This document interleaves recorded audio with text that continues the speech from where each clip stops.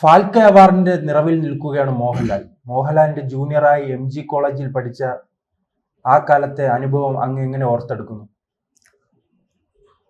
എൻ്റെ ഒരു അനുഭവം എന്ന് പറയുന്നത് 1977 മുതലുള്ള അനുഭവങ്ങളാണ്. അതായത് 1977 ഒരു സാധാരണ സർക്കാർ സ്കൂൾ, ഇവിടെ തിരുവനന്തപുരത്ത് കരമനയുള്ള ഒരു ഗവൺമെൻറ് സ്കൂൾ, ബോയ്സ് ഹൈസ്കൂളിൽ പഠിച്ച് 10ാം ക്ലാസ് പാസ്സായി നേരെ വന്നത് മഹാത്മാഗാന്ധി കോളേജ്. അതായത് ഒരു ചെറിയ സ്കൂളിൽ നിന്ന് ഒരു വലിയ കലാലയത്തിലേക്ക് വന്നു. അപ്പം അവിടുത്തെ രീതികൾ ഒക്കെ വേറെയാണ്. അപ്പം ഞാൻ മിക്കവാറും ആ കോളേജിൽ നിന്ന് സമരവും പ്രശ്നങ്ങളും ഒക്കെയാണ്. പിൽക്കാലത്ത് അതൊക്കെ മാറി. അപ്പോൾ ആ കോളേജിൽ ഞാൻ വരുമ്പോൾ, ഞാൻ ആദ്യമായിട്ട് വരുന്നപ്പോൾ മുണ്ടെടുത്താണ് വന്നത്. അപ്പോൾ എല്ലാവരും പാൻറ്റൊക്കെ ഇട്ട് വരുന്ന ഒരു ഇതാണ്. പിന്നെ ഞാനും പാൻറ്റിലേക്ക് മാറി. അപ്പം നമ്മുടെ കുട്ടികൾ എപ്പോഴും അവിടുത്തെ ഒരു അന്തരീക്ഷം ഞാൻ പറയുകയാണ്, ഒരുപാട് ആൺകുട്ടികൾ, കുറച്ച് പെൺകുട്ടികളേ ഉള്ളൂ. അന്ന് പ്രീ ഡിഗ്രിക്ക് പെൺകുട്ടികൾക്ക് അഡ്മിഷൻ കൊടുത്തിരുന്നില്ല, ഡിഗ്രി PGക്കൊക്കെ അഡ്മിഷൻ കൊടുത്തിരുന്നു. അപ്പം എല്ലാവരുടെയും ഒരു ഇതെന്താന്ന് പറഞ്ഞാൽ, പെൺകുട്ടികളൊന്ന് ശ്രദ്ധിക്കുക, അതിനുവേണ്ടിയുള്ള ഓരോരോ കോപ്രായങ്ങളാണ് ആൺകുട്ടികൾ ചെയ്യുന്നത്.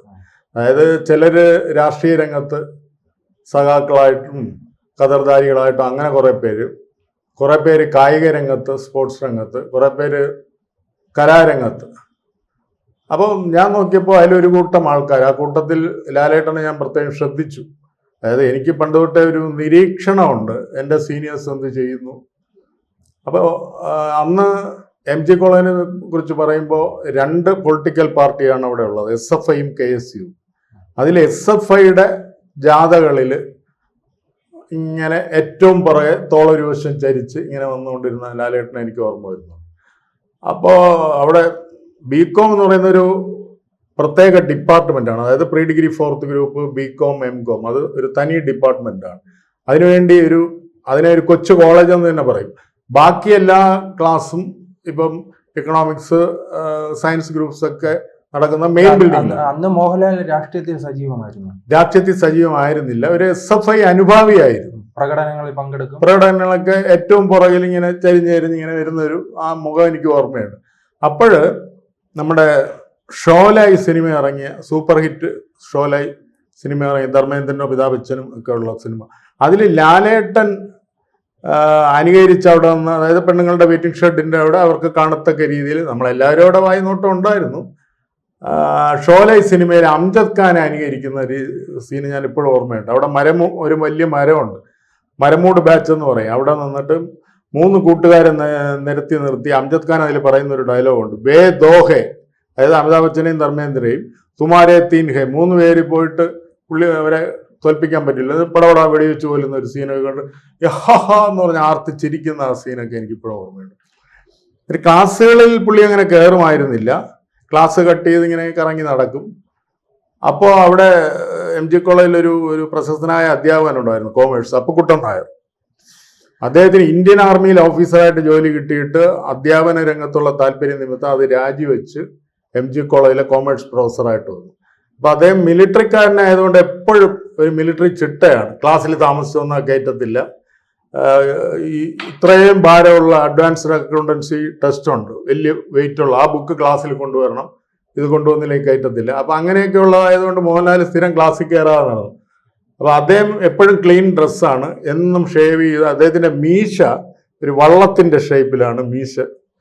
അപ്പോൾ അത് കണ്ടിട്ട് വള്ളം എന്ന് ഉള്ള വട്ടപ്പേര് പുള്ളിക്കുണ്ട്. അപ്പം മോഹൻലാൽ മേളിൽ നിന്നോട് വള്ളം എന്നൊക്കെ വിളിക്കുമായിരുന്നു. അപ്പോൾ പിൽക്കാലത്ത് ഞാൻ ഓർക്കുന്നത്, അപ്പുക്കുട്ടൻ നായർ സാർ വയസ്സായി ഞാൻ വീട്ടിൽ പോയി കാണാൻ പോകും, അതൊക്കെ പുള്ളി രസിച്ചിരുന്നു എന്നുള്ളതാണ്. പുള്ളി കളിയാക്കിയെങ്കിൽ, എന്നോട് മുരളി, ലാല് ഇപ്പോൾ എവിടെയാണോ, ഇവിടെ എങ്ങാനും ഷൂട്ടിങ്ങിന് വരികയാണെങ്കിൽ എനിക്കൊന്ന് കണ്ടാക്കൊള്ളാം. ഞാൻ പറയാം. അപ്പം ഞാൻ ആ ആഗ്രഹം ലാലേട്ടനെ അറിയിച്ചു. പക്ഷേ പുള്ളി ഷൂട്ടിങ്ങിൻ്റെ തിരക്ക്, ഇപ്പം ട്രിവാൻഡ്രത്ത് ഷൂട്ടിംഗ് വളരെ കുറവാണല്ലോ, എല്ലാം എറണാകുളം, പാലക്കാട്, കോഴിക്കോടാണല്ലോ. അറിയിച്ചു, പുള്ളി വരാൻ പറ്റിയില്ല, അദ്ദേഹം മരിക്കുകയും ചെയ്തു. പിന്നെ ഒരു അനുഭവം എന്ന് പറയുന്നത്, പഠിക്കുന്ന കാലത്ത് നല്ല അടുപ്പമായിരുന്നു. പിന്നെ പുള്ളി കോളേജ് വിട്ട് നടനായി പോയി, വലിയ നടനായി. ഇപ്പൊ തിരുവനന്തപുരത്ത് ഷൂട്ടിംഗ് വരുമ്പോൾ കോളേജിലും ഇത്തരം കലയുമായി ബന്ധപ്പെട്ട് തന്നെയാണോ നിന്നത്? അഭിനയവും ഉണ്ടായിരുന്നു. പുള്ളി കോളേജ് നാടകങ്ങളിലൊക്കെ അഭിനയിക്കുമായിരുന്നു. പക്ഷേ അത്ര ശ്രദ്ധിക്കപ്പെടുന്ന നടനായിരുന്നില്ല. ഒരു തവണ അദ്ദേഹത്തിന് ബെസ്റ്റ് ആക്ടർ കിട്ടി, തിരുമ്പി വന്താൻ തമ്പി എന്ന് പറഞ്ഞൊരു നാടകത്തിൽ കുട്ടുവൻ കുട്ടമ്പിള്ള എന്നുള്ളൊരു കഥാപാത്രം അനായാസേന അഭിനയിച്ച് കോളേജിൽ അഭിനയിച്ച അവാർഡൊക്കെ കിട്ടി. അപ്പൊ പിൽക്കാലത്ത് പുള്ളി വലിയ നടനായപ്പോൾ തിരുവനന്തപുരത്ത് ഷൂട്ടിംഗ് നടക്കുന്ന ഓരോ ലൊക്കേഷനിലും ഞാൻ പോയി കണ്ട് പരിചയം പുതുക്കുമായിരുന്നു. എങ്കിലും അത്രത്തോളം ഒരു അടുപ്പം വന്നില്ല.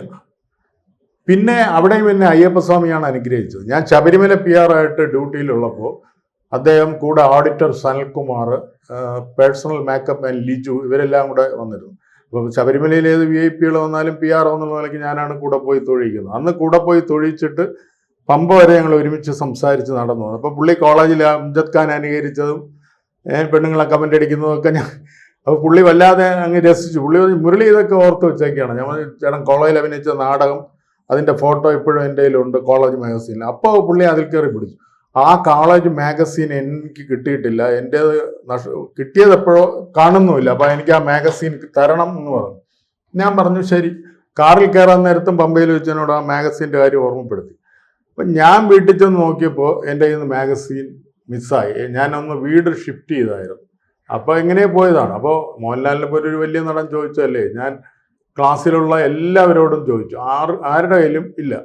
ഞാൻ ശബരിമല ഡ്യൂട്ടിയിൽ ഇരിക്കുമ്പോൾ എൻ്റെ സീനിയറായിട്ട് പഠിച്ച ആർമിയിൽ ജോലി കിട്ടിയ ഒരു പ്രമോദ് കുമാർ വന്നു. അപ്പോൾ ഞങ്ങൾ ഒരുമിച്ചിരുന്ന് ഭക്ഷണമൊക്കെ കഴിച്ചിട്ട് ഞാൻ ചോദിച്ചു, പ്രമോദേ, നമ്മുടെ കോളേജിൽ പഠിക്കുമ്പോൾ മോഹൻലാൽ നാടകത്തിലൊക്കെ ഒരു തവണ ബെസ്റ്റ് ആക്ടർ ആയല്ലോ, ആ പടമുള്ള മാഗസീൻ ഉണ്ടോ എന്ന് ചോദിച്ചു. ഉണ്ട്. ഞാൻ പറഞ്ഞു എനിക്കൊന്ന് വേണം. മുരളിക്ക് നോക്കാനല്ലേ, ഞാൻ തരാം. ഞാൻ പറഞ്ഞു എനിക്കല്ല, ലാലേട്ടന് കൊടുക്കാനാണെന്ന്. അയ്യോ മുരളി സോറി, അത് പറ്റത്തില്ല എന്ന് പറഞ്ഞു. അപ്പോൾ എൻ്റെ മുഖം വല്ലാണ്ടായത് പുള്ളി ഇത് നോട്ട് ചെയ്തു. എന്നിട്ട് പുള്ളി ചോദിച്ചു, മുരളി വേറെ ഒന്നും കൊണ്ടല്ല, ഒരു പേജിൽ ബെസ്റ്റ് ആക്ടർ മോഹൻലാൽ, അടുത്ത പേജിൽ Pramod Kumar NCC senior under officer. അപ്പോൾ എൻ്റെ ഫോട്ടോ ഉള്ള മാഗസീനാണ്, ഞാനൊരു നിധി പോലെ സൂക്ഷിക്കുന്നതാണ്. അപ്പം ഞാൻ ശരി, കോളേജ് ശബരിമല ഡ്യൂട്ടിയൊക്കെ കഴിഞ്ഞ ഒരു ദിവസം പുള്ളിയുടെ വീട്ടിൽ പോയി ആ മാഗസീൻ വാങ്ങിച്ച് കംപ്ലീറ്റ് പേജ് ഫോട്ടോസ്റ്റാറ്റ് എടുത്ത് സ്പൈറൽ ബൈൻഡിങ് ചെയ്ത് വെളിപാടിൻ്റെ പുസ്തകം ഷൂട്ടിംഗ് സെൻറ്റ് സേവേഴ്സ് കോളേജ് തുമ്പയിൽ നടക്കുമ്പോൾ കൊണ്ടുപോയി കൊടുത്തു. ലാലേട്ടന് വലിയ സന്തോഷമായി. പക്ഷെ പോകാൻ നേരത്ത് പറഞ്ഞു, മുരളി ഇത് ഫോട്ടോസ്റ്റാറ്റ് അല്ലേ, ഒറിജിനൽ കിട്ടുമോ എന്ന് നോക്കണമെന്ന് പറഞ്ഞു. അപ്പോൾ ഇക്കുറി ഞാൻ ഒരുവിധമുള്ള പെൺകുട്ടികളോടൊക്കെ ചോദിച്ചു, എൻ്റെ ക്ലാസ്സിൽ പഠിച്ചവർ. അപ്പോൾ എനിക്ക് ഓർമ്മ വന്ന കാര്യം, അന്ന് മോഹൻലാലുമായിട്ട് നല്ല ഫ്രണ്ട്ഷിപ്പിലൊരു വത്സലകുമാരി എന്ന് പറഞ്ഞൊരു പെൺകുട്ടി ഉണ്ടായിരുന്നു. അവരോട് ഞാൻ ചോദിച്ചു, ഇങ്ങനെ മോഹൻലാലിൻ്റെ പടമുള്ള മാഗസിൻ ഉണ്ട് മുരളി. ഞാൻ പറഞ്ഞു അതൊന്ന് എനിക്ക് തരണേ. അപ്പോൾ തരാം, മുരളി ഒന്ന് എടുത്തോണ്ട് പോകും. ഇപ്പം ചില സ്ഥലത്ത് നമ്മൾ അനാവശ്യമായിട്ട് അല്ലെങ്കിൽ അധികപ്രസംഗം നടത്തുന്നത് ദോഷമായിട്ട് വരും. ഇത്രയും പറഞ്ഞ് നിർത്തണ്ടേ. എന്നോട് മാഗസീൻ എടുത്തോണ്ട് പോകാനും പറഞ്ഞത്. മുരളി ഞാൻ പറഞ്ഞു, വത്സല ഇത് എനിക്കല്ല, മോഹൻലാലിന് കൊടുക്കാനാണ്. എങ്കിൽ ഞാൻ ഒട്ടും തരത്തില്ല. ഞാൻ പറഞ്ഞു അതെന്താ? ഇല്ല, മുരളിക്ക് അറിയാമല്ലോ, പഠിക്കുന്ന കാലത്ത് ഞങ്ങൾ നല്ല ഫ്രണ്ട്സായിരുന്നു, ഇപ്പോൾ ഒരു കോണ്ടാക്റ്റും ഇല്ല. ഞാൻ പറഞ്ഞു ഇപ്പോൾ എങ്ങനെ, പുള്ളി വലിയ നടനായാലും എന്തായാലും ഞാൻ തരത്തില്ല. അങ്ങനെയാണെങ്കിൽ മുരളി എന്നെങ്കിലും ലാലേട്ടനെ കാണുമ്പോൾ എന്നെ ഫോൺ ചെയ്യണം, മുരളി എന്നെ വിളിച്ചിട്ട് ഫോൺ ലാലിലേക്ക് കൊടുക്കണം. അപ്പോൾ എന്നോട് സംസാരിക്കട്ടെ, അപ്പോൾ എന്നോട് ചോദിക്കട്ടെ, അപ്പം ഞാൻ കൊടുക്കാമെന്ന് പറഞ്ഞു. ഞാൻ പറഞ്ഞു അതൊന്നും നടക്കത്തില്ല, പ്രതീക്ഷിക്കേണ്ടെന്ന് പറഞ്ഞു ഗുഡ് ബൈ പറഞ്ഞു പോയി. പിന്നെ ഏതോ ഒരു ഫംഗ്ഷൻ വെച്ച് ഈ പറഞ്ഞ വത്സലയെ കാണുമ്പോൾ വത്സല തന്നെ പറഞ്ഞു, മുരളി അന്ന് ചോദിച്ച മാഗസീൻ എൻ്റെ അലമാരയിൽ ഇരുന്ന് പൊടിയടിച്ച് ചെതല് പിടിച്ച് തുടങ്ങി, എടുത്തോണ്ട് പോയിക്കോന്നു. അങ്ങനെ ഞാനത് എടുത്ത് നന്നായിട്ട് തുടച്ച് വൃത്തിയാക്കി ഒരു കടയിൽ കൊണ്ടുപോയി ബൈൻഡ് ചെയ്ത് മിസ്റ്റർ ഫ്രോഡോ വില്ലനോ ഏതോ ഒരു ഷൂട്ടിംഗ് തിരുവല്ലം ചിത്രാഞ്ജലി സ്റ്റുഡിയോയിൽ നടക്കുമ്പോൾ കൊണ്ടുപോയി കൊടുത്തു. പുള്ളിക്ക് വളരെ സന്തോഷമായിരുന്നു. അപ്പോൾ പുള്ളി തന്നെ ഷൂട്ടിങ്ങിലെ ഒരാളെ കാണിച്ചു, ഇത് ഞാൻ കോളേജിൽ പഠിക്കുമ്പോഴുള്ള ബെസ്റ്റ് ആക്ടർ ഫോട്ടോയാണ്, ഇതേ മുരളി കൊണ്ടുതന്നാണെന്ന് പറഞ്ഞു. അപ്പോൾ പിന്നെ ആ മാഗസീൻ ഷൂട്ടിംഗ് സെറ്റിൽ പല തമിഴ് ആൾക്കാരും ഉണ്ട്. നമ്മ ലാൽ സാർ എന്ന് പറഞ്ഞിട്ട് ഇതിങ്ങനെ കൈമാറി അങ്ങനെ ഒരു അനുഭവം ഉണ്ടായി. ആ ചിത്രമാണല്ലേ സമൂഹ മാധ്യമങ്ങളിൽ വന്ന മാഗസീൻ എന്ന്? മാഗസീനിൽ വന്നു. പിന്നീട് എങ്ങനെയായിരുന്നു നേരിട്ട് കാണുമ്പോഴുള്ള ബന്ധം? ഇല്ല, നേരിട്ട് കാണുമ്പോൾ എന്ന് പറഞ്ഞാൽ ശബരിമലയിൽ വന്ന ശേഷം പിന്നെ എന്നെ വ്യക്തമായിട്ട് അറിയാം. ഞാൻ അപൂർവം അദ്ദേഹത്തെ ഫോണിൽ വിളിച്ച് സംസാരിക്കാറുണ്ട്. ഇപ്പൊ കൂടി അദ്ദേഹം എങ്ങനെയായിരുന്നു അന്നത്തെ സൗഹൃദങ്ങൾ എങ്ങനെയായിരുന്നു? സൗഹൃദങ്ങള് പുള്ളിയുടെ ക്ലാസ്സിലുള്ള കുറച്ച് പേരുണ്ട്. അവരുമായിട്ട് സബ്ജക്ട് ഏതായിരുന്നു? കോമേഴ്സിൽ ഞാൻ പ്രീ ഡിഗ്രിക്ക് പഠിക്കുമ്പോൾ ലാലേട്ടൻ BCom, പിന്നെ നമ്മുടെ പ്രശസ്ത ഗായകൻ കാവാലം ശ്രീകുമാർ MCom. ഞാൻ BCom വന്നപ്പോൾ അദ്ദേഹം കോഴ്സ് കഴിഞ്ഞു പോയി. അന്ന് ഒറ്റ ഇലക്റ്റീവ് സബ്ജക്റ്റേ ഉള്ളൂ. ഇന്നത്തെ പോലെ ഫിനാൻസും ഒന്നുമല്ല, കോസ്റ്റ് അക്കൗണ്ടിങ് അത് കമ്പൽസറി ഇലക്റ്റീവാണ്. അപ്പോൾ അദ്ദേഹം അത് കഴിഞ്ഞ് ഞാനും ഇന്നത്തെ ഒരു പ്രശസ്ത നിർമ്മാതാവുണ്ട്, അറിയാമായിരിക്കും, AVA ഡോക്ടർ AV അനൂപ്. ഞാനും അനൂപൊക്കെ ഒരു ക്ലാസ്സിലാണ് പഠിച്ചത്. ലാലേട്ടൻ്റെ ജൂനിയറായിട്ട് ഞങ്ങളെല്ലാം ബികോംകാരാണ്. ഞങ്ങളൊക്കെ ഫൈനൽ ഇയർ ബികോമിന് പഠിക്കുമ്പോൾ അപ്പോഴേക്കും ലാലേട്ടനോട് നിന്ന് പഠിച്ചിറങ്ങിയല്ലോ. ഇന്നത്തെ പ്രശസ്ത നടൻ ജഗദീഷ് സാറ് ഞങ്ങളുടെ അധ്യാപകനായിട്ട് വന്നു. അങ്ങനെ ഒരു വല്ലാത്ത അല്ല, ഇദ്ദേഹത്തിനോടൊപ്പം പഠിച്ചവർ അങ്ങനെ അറിയപ്പെടുന്ന ആരെങ്കിലും ഉണ്ടോ? അദ്ദേഹത്തിനോടൊപ്പം പഠിച്ചതിൽ അറിയപ്പെടുന്ന ആരെങ്കിലും ഉണ്ടോ എന്ന് ചോദിച്ചാൽ എനിക്കറിയില്ല. പക്ഷേ ചിലരിപ്പം ഫോർ എക്സാമ്പിൾ നിർമ്മാതാവ് സുരേഷ് കുമാർ, അദ്ദേഹം അവിടെ ആണോ പഠിച്ചതെന്ന് എനിക്കറിയില്ല. അദ്ദേഹത്തിന്റെ ഇപ്പോഴത്തെ സൗഹൃദം എന്ന് പറയുന്നത് അവരൊക്കെയാണ്. മണിയമ്പിള്ള രാജുചേട്ടൻ, പിന്നെ പ്രിയദർശൻ, അവരൊക്കെ നല്ല അടുപ്പമാണ്. പിന്നെ TK രാജീവ് കുമാർ സംവിധായകൻ, ഇങ്ങനെ കുറെ പേരുണ്ട്.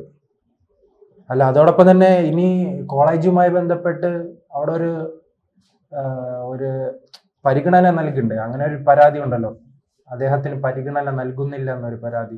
അല്ല, അദ്ദേഹത്തിന് പരിഗണന നൽകുന്നില്ലെന്നാണോ എങ്ങനെയാണ്? അദ്ദേഹത്തിന്, കാരണം എല്ലാവരും ആഘോഷപൂർവ്വം അദ്ദേഹത്തെ ക്ഷണിക്കുമ്പോഴും അദ്ദേഹം എത്താത്തതാണോ വിളിക്കാത്തതായിരിക്കുമോ? അതിപ്പോഴും ഒരു ഇതുണ്ട്. അത് എനിക്ക് ഇനി കാണുമ്പോൾ ഞാൻ അദ്ദേഹത്തോട് ചോദിക്കും.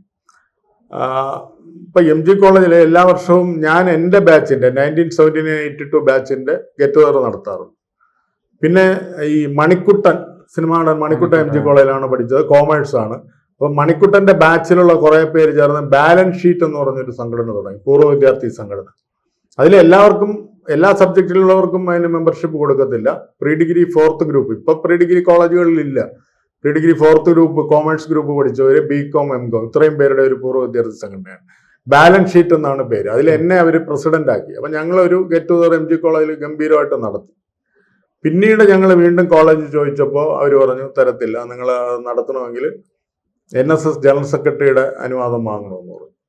അങ്ങനെ ഞാൻ ഒരു തവണ ഇതിനു വേണ്ടി ചങ്ങനാശ്ശേരി പോയി. അപ്പൊ അദ്ദേഹം പറഞ്ഞ ചില കാര്യങ്ങളുണ്ട്.